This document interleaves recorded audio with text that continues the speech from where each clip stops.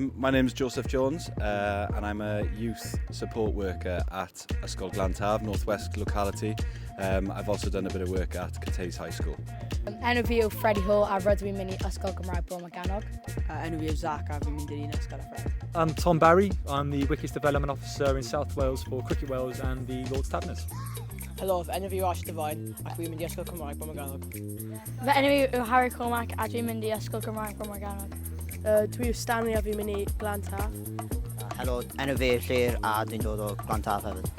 We're here today because we ran a T10 tournament, which is a bit of cricket slang. 4 schools across Cardiff, and unfortunately one school actually didn't turn up, but we brought another school in from Barry to play in a tournament. We've been doing a cricket project at Caerdydd High School. The whole point of that project was to give young people the opportunity who potentially don't have the same opportunities as other schools to play cricket once a week with me and Tom from Wicket. So we decided to try and give them as many opportunities as possible, and this tournament was that. Wel, jyst fi fel bod pleser I bod fan hyn really gyda'r ysgol yn cynrychioli nhw a fel chwarae nhw a fel dangos parch at y badge ni.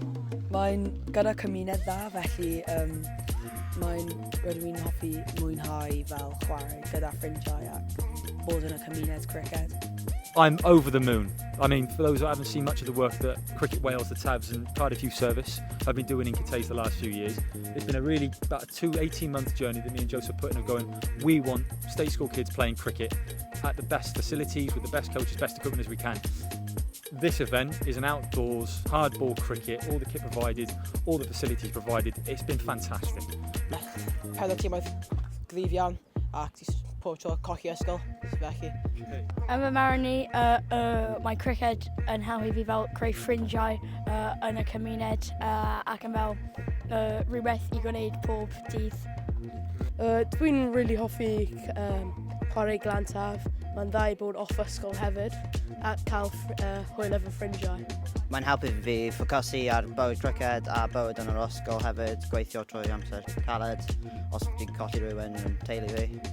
But again, it was just it's such a good opportunity just to give kids the opportunity to play cricket, because it's not the most popular sport in the world, but just to see 4 schools across Cardiff being given the opportunity to play cricket today was absolutely amazing. Wel, mae'n hwylus iawn ac mae'n dda iawn I ymuno'r cymuned a ti'n cael lot o siawnsau dda iawn. Yeah. Clearly we've seen there's a lot of interest in cricket, there's a lot of disjointed, not sure, communication, leadership skills, being able to work in groups together, watching their progress as a group, year 7s, 8s, 9s, 10s, go from being a bit shy towards each other to becoming a team, different cultures, different religions at home, really coming together as a team, and then today seeing it in action in a competitive environment, buzzing, over the moon. Just dewis I fod yn honest, fel pa bod yn fel nervous, be mae pobl yn meddwl, just calm down I. Ac... Ti'n meddwl dylun ni mwy o twrnament fel yn lot o greu gwahanol? O, cant y cant. Mae'n profiad arbennig I pawb ac gallech chi fel cael cymuned fawr iawn yn cricket sy'n fel tyfu pob dydd.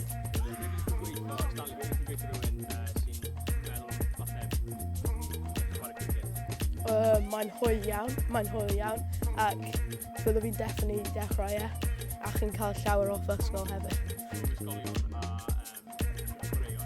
Ydw, oherwydd mae'n dod o'r cymuned yn agos gyda pawb. Pawb sy'n siarad Cymraeg gallu dod I chwarae cricket fel hwn. Gen dda heddiw, cadw fynd. I think last year we had about 15 regular, which were 6th formers, so it was the older cohort, so 16 to 18 years of age. And this year we've had a mix of year 7s, 8s, 9s, 10s, 11s. And what we have found, me and Tom, when we do deliver these sessions, kids are quite apprehensive by the door, and then they come in, and then we see them then week on week.